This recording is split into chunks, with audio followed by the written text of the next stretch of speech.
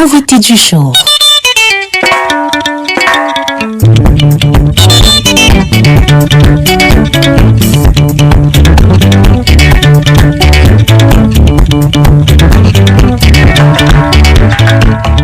Dr Joya Moussa, vous êtes le biographe du sultan Ibrahim Bombo Joya, décédé le 27 septembre 2021. Quel sentiment avez-vous après cette absence? Bon, le premier jour quand j'ai appris ce lundi-là, c'était comme avait dit Chinois HB, je crois, le monde s'effondre, quoi. J'ai eu une impression de mon monde et d'un monde qui s'effondrait. Et pour vous dire vraiment la vérité, j'en ai été, c'est la première fois que j'ai eu cette sensation dans ma vie, plus de vertige. Quand je suis d'abord rentré me coucher pendant près de 3 heures de temps, je ne réalisais pas ce qui se passait. Et j'étais déboussolé, d'autant plus que samedi qui précédait sa mort le lundi, j'ai appelé. On me disait que non, il est sorti de la zone de danger, que les médecins ont dit qu'il est sorti de la zone de danger et qu'il est en train de récupérer au fur et à mesure. Et que justement la semaine qui commencerait lundi allait permettre d'avoir un pronostic beaucoup plus favorable et de stabiliser les choses. C'est vrai que honnêtement dans ma tête est passé à autre chose. Parce que quand on l'a évacué, j'avais eu un peu peur, mais après les nouvelles que j'avais eues étaient très rassurantes. Comme a dit un grand frère ce jour-là, on ne nous a pas dit la vérité. C'est-à-dire que peut-être ceux qui étaient là-bas voulaient simplement nous rassurer, ne voulaient pas nous alarmer et tout. Donc c'était comme un monde qui s'effondre. Et je vais vous dire que jusqu'à présent, c'est encore comme un film à mes yeux. Je n'arrive pas encore à réaliser. Quels sont les derniers moments que vous avez vécu avec le sultan? Voilà, le dernier moment, c'est qu'elle est venue à la session parlementaire de juin-juillet. Et comme d'habitude, durant tout son séjour, nous sommes pratiquement tous les jours ensemble. Et on a beaucoup travaillé parce qu'on préparait la réunion des élites. Et quelques temps avant, au mois de mai, il avait été mis sur pied la commission de réflexion du NUN. C'est un processus qu'il avait commencé le 27 juin 2020. Et c'était parce qu'il y avait eu beaucoup de problèmes dans le NUN, les jeunes, la déperdition scolaire. Il a décidé de mettre sur pied un comité de sages, constitué de 10 membres, 10 élites du NUN. Et il devait mettre sur pied une commission de réflexion constituée de plus de 300 personnes. Alors le bureau de la commission de réflexion avait été élu le 30 mai. Alors, quand elle est venue à la session parlementaire, nous avons alors organisé ensemble la réunion du 27 juin qui réunissait le comité de sages et le bureau de la commission de réflexion qui était venu se présenter officiellement au sultan et leur a remis fait son discours de feuille de route pour leur dire ce qu'ils avaient exactement à faire. Donc, c'est durant ce cas-là on a beaucoup travaillé et il était dit que le 17 juillet, comme la fête du mouton devait avoir lieu le 20, on devait installer officiellement la commission de réflexion. Je ne sais plus très bien ce qui s'est passé, j'en n'étais pas très disponible. Il a dit que, ok, on remet ça à plus tard. À plus tard, il y en a lancé les renouvellements des organes de base, il m'a dit que, ok, mieux on fait ça même en octobre, mon fils, et tout et tout. On vous a présenté comme le biographe du sultan. Comment un biographe d'une si haute personnalité se comporte? Comment vous êtes souvent introduit au palais? Parce que ce n'est pas évident. Bon, en fait, ça m'a pris comme son fils depuis plus d'une vingtaine d'années aujourd'hui. Ceux qui sont au palais m'ont toujours vu avec lui. En fait, la décision de faire le livre provient de quoi? En 2016, le 20 février 2016, le sultan avait fait un discours à Bafoussam lors d'un grand meeting de RDPC de l'Ouest où il avait dit un ensemble de choses que les gens, certains n'avaient pas bien compris et d'autres, bref, ce discours avait été sujet à polémique. Alors je lui ai dit, comme avec tout ce qu'il dit dans la presse, peut-être il faudrait faire une autre grande interview pour tout expliquer. Il a dit, ben, chacun comprend comme il veut. Donc, en début d'année, quand elle est venue pour la présentation de vœux chef de l'État en janvier 2017, je suis allé le voir comme d'habitude, on causait, et il m'a dit, il faut que tu prépares les discours pour mes 25 ans, parce que cette année, ce sont mes 25 ans. Et il a dit, ok, on va faire le discours, il faudra qu'on fasse une plaquette. On a commencé à travailler sur la plaquette. Mon frère, à mesure qu'on travaille sur la plaquette, je lui ai dit, mais on peut se faire un livre d'entretien avec tout ce que tu me dis là. Il me dit, ben, toi tu connais déjà tout sur moi, il faut écrire que non. Si moi-même j'écris, Les gens ne pourront pas prendre ça pour cela. On va dire que c'est peut-être de l'imposture, c'est peut-être là. Je leur dis qu'il faudrait que c'est toi-même qui parles, qui dises les choses avec tes propres mots. Là, ça aura plus de sens et plus de puissance. Il m'a dit ok. Alors là, c'était incroyable. Il s'est montré d'une disponibilité terrible. Parfois, on faisait des entretiens sur 3 heures de temps. On creusait un sujet, on parle. Et il m'a ouvert toutes ces archives, certaines que j'ai mis en annexe. On a trié les archives ensemble. Vous imaginez bien ce temps, on s'est retrouvé à 2 à 23 heures en train de sélectionner ces photos. Il sort ses albums. Lui, mon élève les regarde, il me rappelle, oh, cette photo, je me rappelle, c'était l'ami, machin. Et non, est-ce que cette photo peut être bien pour un le nom? On a vu toutes ces photos de la jeunesse. Il m'a montré dans le livre, vous verrez, il y a la photo de son livret scolaire et tout. On est monté à l'étage du palais, dans le bureau de son père. Ça faisait 17 ans qu'on n'avait pas ouvert ce bureau. 17 ans. Tu ne travailles pas là-bas? Non, nous y sommes entrés. Il m'a montré des choses, il a fait des photos. À un moment donné, il a dit que sors toutes les photos là, tu les numérises, même tout et tout. Il venait s'asseoir en bas, je travaillais. Et chaque fois que j'avais besoin de quelque chose, il appelait l'un de ses collaborateurs. Juste Aruna, oui, va dans ma chambre avec Dr. Ndja, tu vois telle chose là, tu prends la valise qui est là, tu donnes. Et j'étais une fois à Yaoundé, il m'appelle, il me dit, il faut que tu viennes en Fouban, j'arrive. Je crois qu'il y a quelque chose. En fait, dans ses fouilles, il était resté faire continuer les fouilles, il a retrouvé certaines photos, il me dit qu'avec son père et tout ça, il me dit non, il faut que tu me mettes les photos ici dedans. Il t'a appelé pour ça là, et tout. Ça m'a un peu amusé, il dit que mais si tu pourrais seulement faire tout ce quand tu m'envoies, il dit que donc tu ne voulais pas me voir. Il dit que non, il n'y a pas de problème. On a causé toute la soirée. Il était en train de construire le musée à l'époque jusqu'à 20h.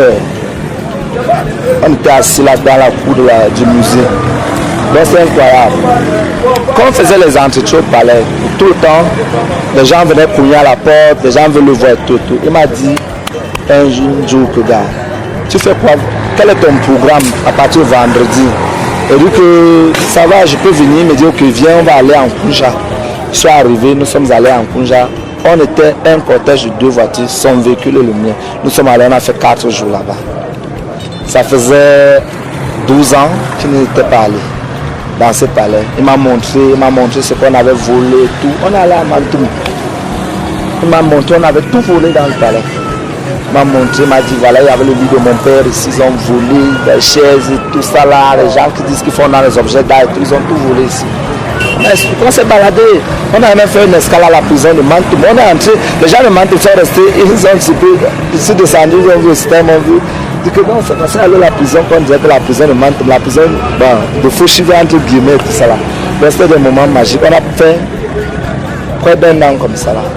À propos des moments, quelles sont les grandes déclarations qu'il a pu vous déclarer et que vous gardez ça comme souvenir et que vous pouvez transmettre au peuple Bamoun?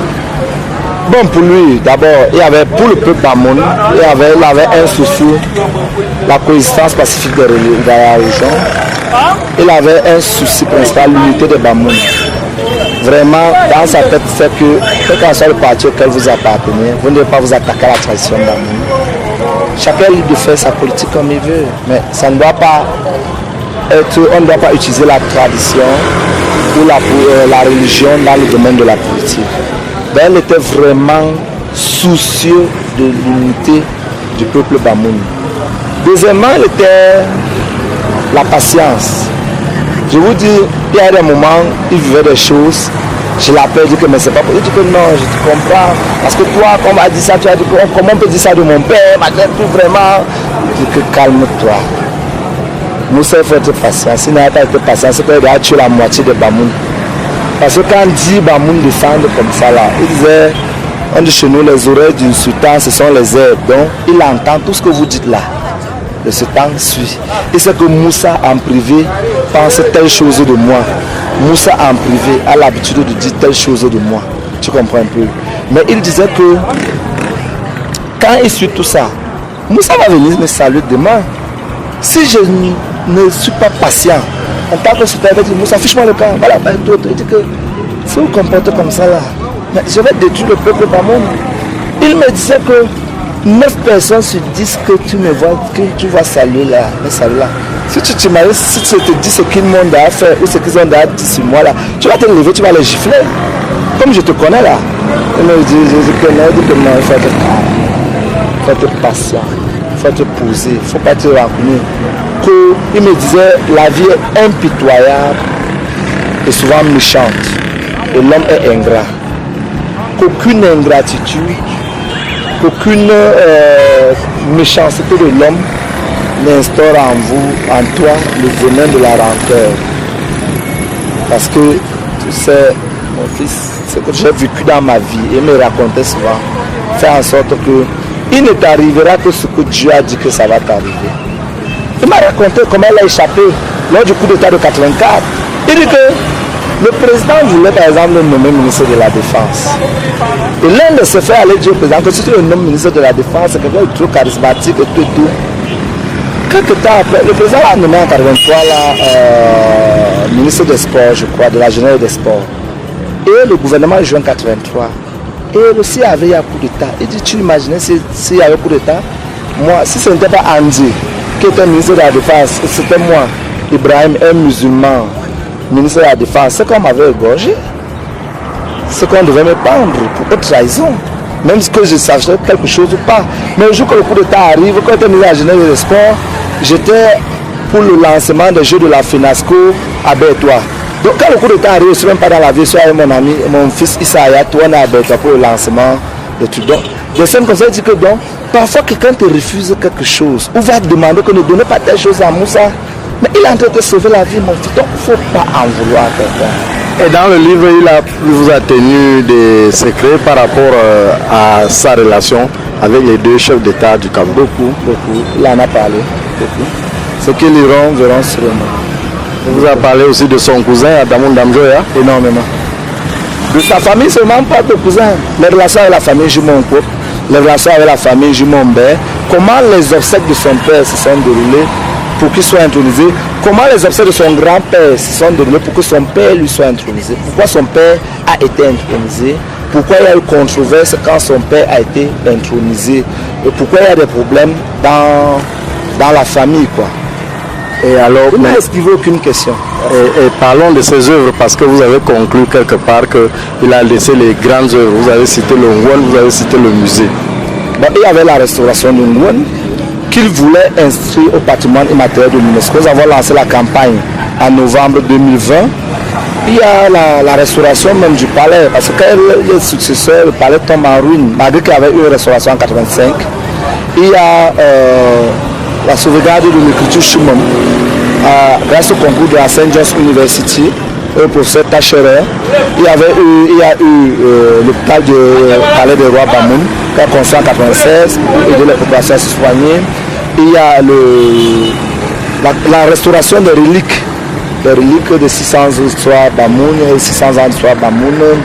Il y a le grand musée justement qu'il a construit à près de 4 milliards, que malheureusement il n'aura pas inauguré.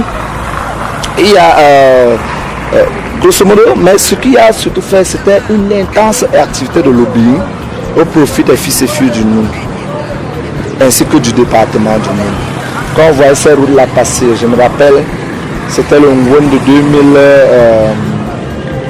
2006, où il a marché au ministère de la ville, c'est le domaine de la ville, on appelait ça encore ministère de la ville à l'époque.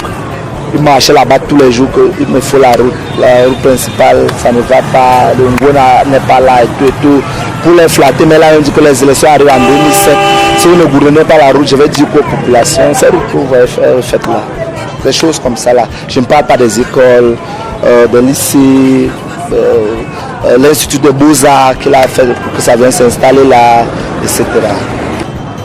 Docteur Moussa, merci beaucoup. Ça m'a créé merci.